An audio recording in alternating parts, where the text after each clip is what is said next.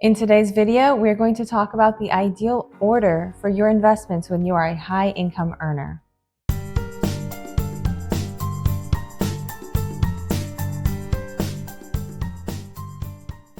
Hi everyone, my name is Helen. Welcome to my channel. In today's video, we're going to talk about the ideal order for how you should invest if you are a high income earner. So let's just jump right into it. The very first thing that you should be investing in, regardless of how much income you earn, is going to be your emergency fund. Now, when it comes to an emergency fund, this is obviously the most important first step in investing because it gives you something to fall back on in times of trouble. You may have, for example, a car breakdown, or maybe a tire blows out, or even a medical situation like a broken arm. All these things are situations where you would need money to resolve them. So if you have an emergency fund, it really helps you feel comfortable that regardless of the situation that may occur, you are only going to be inconvenienced. You're not going to be financially strapped. So as a high income earner, the first thing you should do is build up an emergency fund. Ideally, that should be between 3 and 12 months of your living expenses, depending on how much of a risk taker you are. So generally speaking, I would say 6 months is ideal for most people. The second thing that you should be investing in if you are a high income earner is going to be a 401k plan.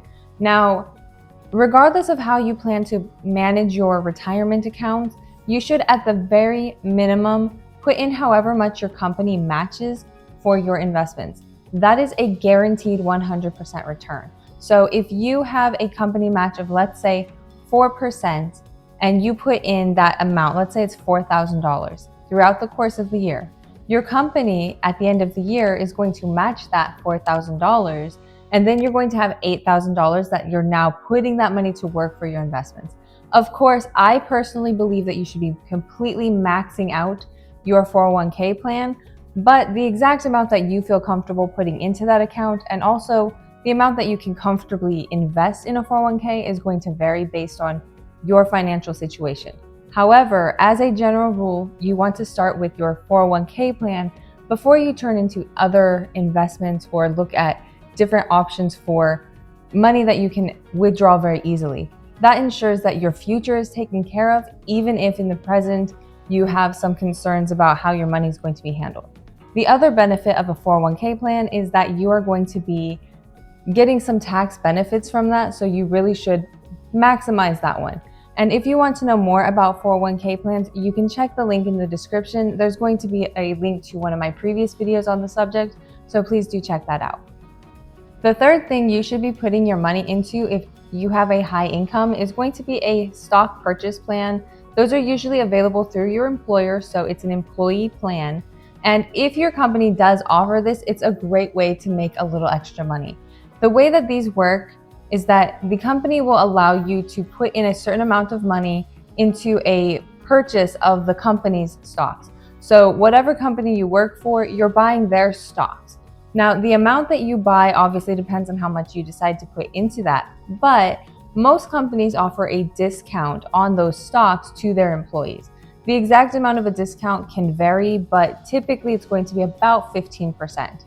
So if you're getting 15% by purchasing the stocks through your company as a discount, that's 15% more money that you are making right there.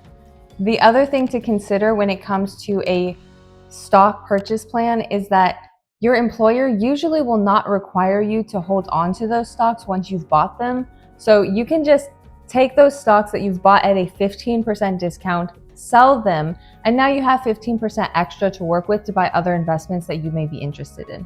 The fourth thing that you should be investing your money in once you are a high income earner is going to be your high interest debt. Now, when it comes to paying off debt, you really want to start with the high interest ones first. The reason that I don't really recommend you start with your debts before you have an emergency fund and you've maxed out your 401k plan is basically because you're getting a lot of benefits in those other plans.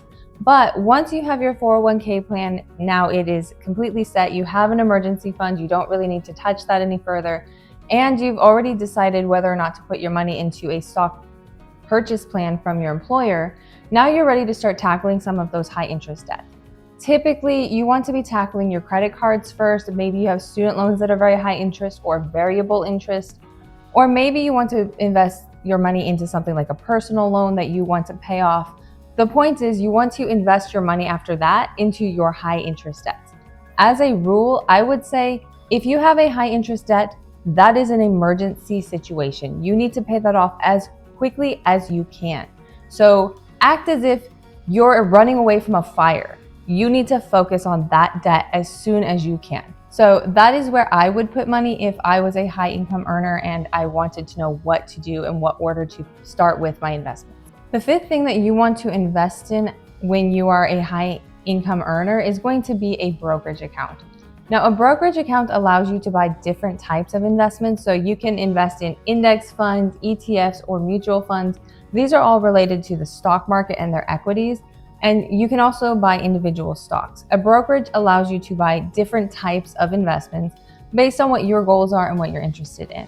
If you're looking for something that is very low fees, you might focus on index funds, which give you market exposure in different categories based on what you're buying.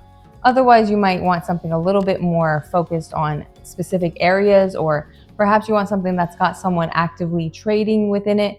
Then you might consider an ETF or a mutual fund. The options available depends on what your goals are and what you're looking for.